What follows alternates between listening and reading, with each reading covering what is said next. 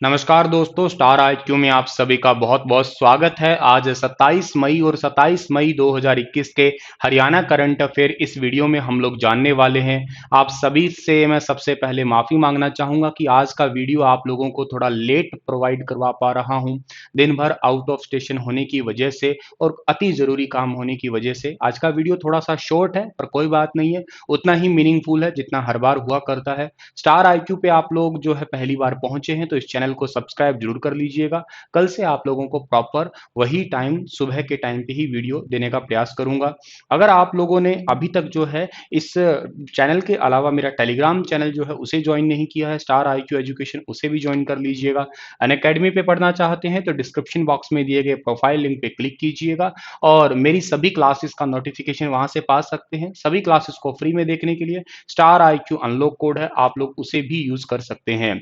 और आज रात की क्लास आप लोगों को 9 बजे और एक 10:30 बजे मिलेगी अनअकैडमी पे, ठीक है।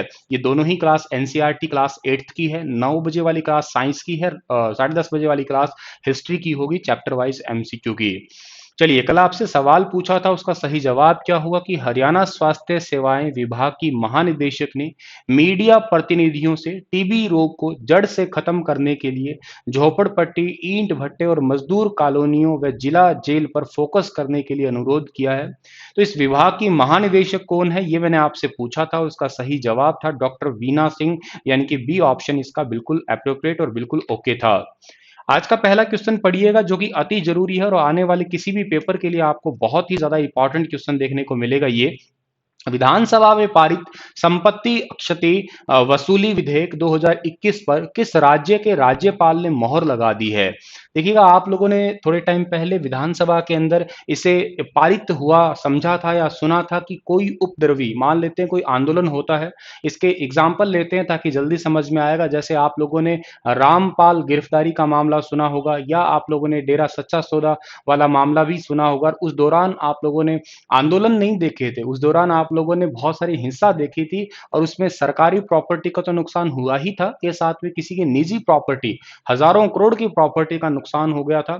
ऐसे ही कुछ समय पहले जब आप लोगों ने जाट आरक्षण देखा था, आरक्षण करिएगा, आंदोलन करिएगा, लेकिन आप जब किसी की निजी संपत्ति जैसे स्कूल जला देना, किसी की दुकान जला देना, किसी का मॉल जला देना, ये जो है ना, ये बहुत ही एक गलत होता है। इसके अंदर जो है वो जिसका स्कूल था या जिसकी दुकान थी, अब वो क्या करे, इसी के लिए जो है उस व्यक्ति को उसका पूरा हर्जाना देने के लिए कई लंबे टाइम से जो इसकी मांग उठ रही थी, विधानसभा में ये पारित हुआ, राज्यपाल ने मोहर लगा दी, मतलब ये अभी कानून बन गया और ये राज्य हमारा ही है, यानी कि हरियाणा राज्य। बी ऑप्शन इसका ठीक रहेगा। और इसके लिए एक अलग से ट्रिब्यूनल का गठन किया जाएगा। ये ट्रिब्यूनल ऐसा नहीं कि पूरे हरियाणा में काम करेगा, ये ट्रिब्यूनल वहीं पे काम करेगा जहां पे नुकसान हुआ है, जहां पे दंगे फसाद हुए हैं, और 10 करोड़ रुपए तक का मुआवजा जो है ये ट्रिब्यूनल दिलवाएगा। ये पॉइंट आप लोगों को याद रखना है। भाई, हरियाणा राज्य में आंदोलन, हिंसा, तोड़फोड़ जो है इससे लगाम कस जाएगी। अच्छा सर, ऐसा किसी और राज्य के अंदर भी है क्या? हाँ है, ये यूपी के अंदर भी ऐसा ही है, ठीक है ना। उत्तर प्रदेश के मुख्यमंत्री योगी आदित्यनाथ, अब आपसे कभी सवाल ये भी पूछ सकता है किस राज्य की तर्ज पे ये बना है, तो राज्य आप लोगों को याद कर लेना है कौन सा है। यूपी की राज्य, यूपी जैसे कानून बना रखा है वैसे वैसे सेम हरियाणा के अंदर भी ये कानून जो है वो बना हुआ है। चलो थोड़ा और आगे जाते हैं। अगला क्वेश्चन हमारा होगा क्या, नीलामी प्रक्रिया में अधिक पारदर्शिता लाने के लिए हरियाणा राज्य कृषि विपणन बोर्ड द्वारा की जाने वाली दुकान भूखंड की नीलामी अब हरियाणा राज्य औद्योगिक अवसंरचना विकास निगम लिमिटेड और कौन से बोर्ड के द्वारा जो है इस प्रक्रिया को जो है अपनाया जाएगा, इस प्रक्रिया पे काम किया जाएगा। इस बोर्ड का नाम है हरियाणा शहरी विकास प्राधिकरण। इसको ऐसे भी लिख देते हैं हरियाणा शहरी विकास प्राधिकरण, या इसको हम लोग ऐसे भी लिखते हैं हरियाणा अर्बन डेवलपमेंट अथॉरिटी, ठीक है ना। तो इस पॉइंट को आप लोग अच्छे से याद रखिएगा। हरियाणा शहरी विकास प्राधिकरण का हेडक्वार्टर पंचकुला में है। इसकी स्थापना 13 जनवरी 1977 को हुई थी। इसके स्टेट एजेंसी एग्जीक्यूटिव का नाम है श्री पंकज यादव, जो कि एक आईएएस अधिकारी है, ठीक है। अच्छा, इसके बारे में अगर आप बात करते हो तो इससे होगा क्या, देखो, संसाधन जुटाने के द्वारा या यूं कहिएगा चल अचल संपत्ति के द्वारा या कोई कपास या चावल विक्रेता के निरीक्षण के नियम है, ये घोटाले वगैरह है, उन सभी को दूर करने के लिए कुछ ऐसा किया जा रहा है, ठीक है ना। संपत्ति में कोई प्रकार का घोटाला ना हो, इस करके जो है ये नया नियम हमारे आगे आया है। अब आपको मैं ये बताता हूँ, हरियाणा अर्बन डेवलपमेंट अथॉरिटी जो है ना, इसे पहले अर्बन स्टेट डिपार्टमेंट कहा जाता था, जिसकी स्थापना 1962 में हुई है। लेकिन इसका नाम जो है ना, हरियाणा अर्बन डेवलपमेंट अथॉरिटी है, वो किया गया है 13 जनवरी 1977 को। और ये एक्ट कौन सा था? Haryana urban development authority act 1977 के तहत जो है ना, ऐसा काम किया गया है। इसका काम क्या होता है सर? इसका काम बस यही है, चल और अचल संपत्ति को बेचने हैं या बेचने की शक्ति देना, या शहरी क्षेत्रों में विकास को बढ़ावा देना, शहरी क्षेत्रों को सुरक्षित रखना, ठीक है ना, या यूं कहिएगा, समाज के अंदर जो आर्थिक रूप से बहुत ही कमजोर वर्ग है, उनको घर मुहैया करवाना, भवन निर्माण करवाने के लिए काम करना, या जिनके पास जमीन ही नहीं है रहने लायक, उनको भूमि देना।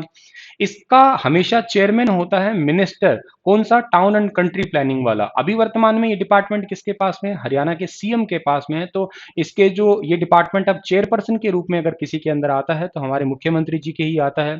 और इसके वाइस चेयरमैन होते हैं चीफ सेक्रेटरी, जो हरियाणा के होंगे। अभी वर्तमान में चीफ सेक्रेटरी हरियाणा के हैं, उनका नाम है विजय वर्धन। इस बात को भी आप लोग जो है वो याद कर सकते हैं।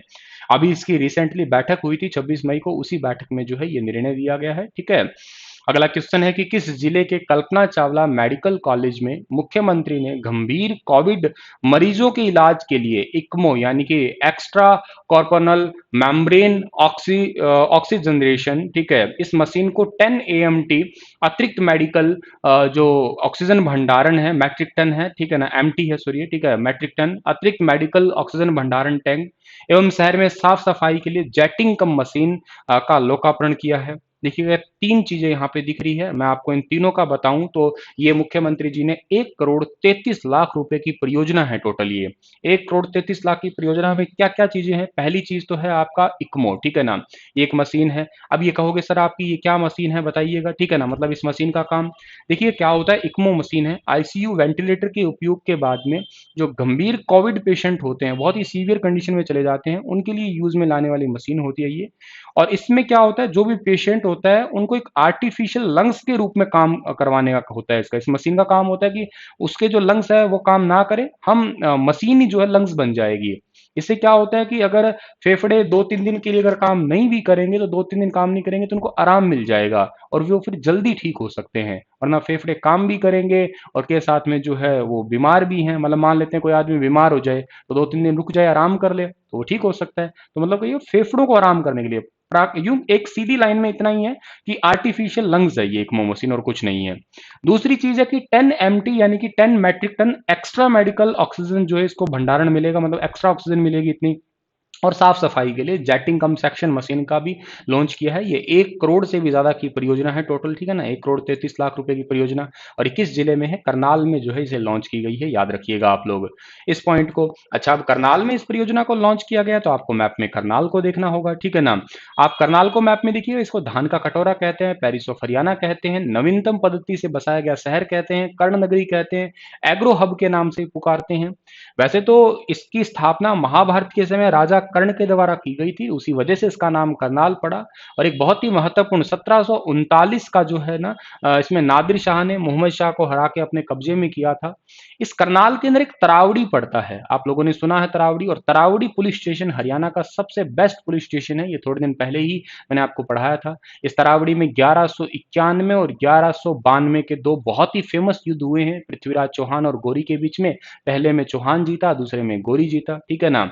और एक बात और इंपॉर्टेंट है, यहाँ पे कलंदर शाह का मकबरा है, सीता माई का मकबरा, मीरा साहिब का मकबरा, गुरुद्वारा मंजी साहिब है, गोंदर है गौतम ऋषि से, बहलोलपुर है, अंजलि स्थल है, अंजन थली है, और दरगाह नूरी है, कर्ण झील है, छावनी है, कुंजपुरा है, तरावड़ी है, बास्थली है। ये सारे स्थल आप लोगों को कहाँ देखने को मिलेंगे? ये सारे स्थल आप लोगों को देखने को मिलेंगे करनाल के अंदर, ठीक है।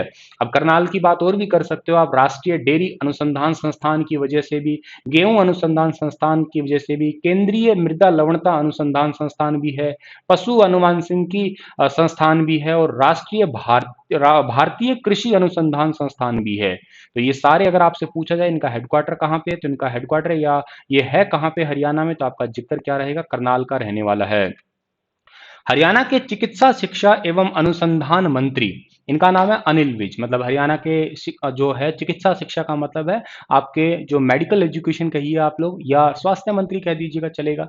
और इन्होंने जो है ब्लैक फंगस के मरीजों के उपचार के लिए हरियाणा राज्य के सभी सरकारी चिकित्सा महाविद्यालयों में बेड्स की संख्या 20-20, पहले ये संख्या 20-20 की गई थी, अब इन्हें बढ़ा के कितना जो है कर दिया गया है, अब इसे बढ़ा के 75-75 कर दिए गए हैं। बस इतनी सी बात याद रखनी है।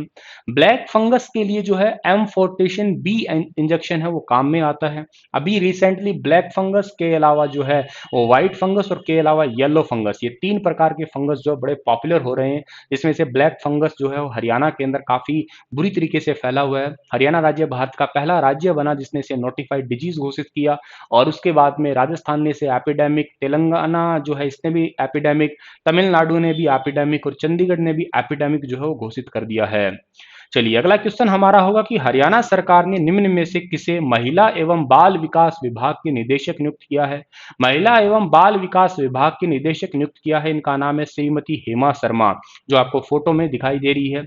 अच्छा, ये हरियाणा के अंदर जो है अतिरिक्त मुख्य निर्वाचन अधिकारी हैं हेमा शर्मा, और इनको बाल विकास विभाग के निदेशक के साथ जो है ना इनको विशेष सचिव बनाया गया है राज्य हरियाणा राज्य बाल अधिकार संरक्षण आयोग का, और के साथ ही इन्हें महिला विकास निगम लिमिटेड का भी प्रबंध निदेशक का अतिरिक्त कार्यभार सौंपा है मुख्यमंत्री जी द्वारा।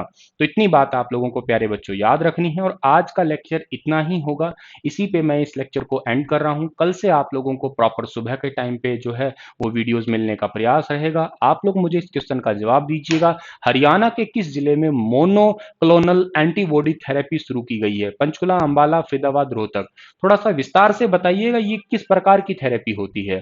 Thank you so much. कल फिर हाजिर होऊंगा आपको लेटेस्ट वीडियो के साथ में या लेटेस्ट नोटिफिकेशन के साथ में। तब तक आप हंसते मुस्कुराते और अपना ख्याल जरूर रखिएगा।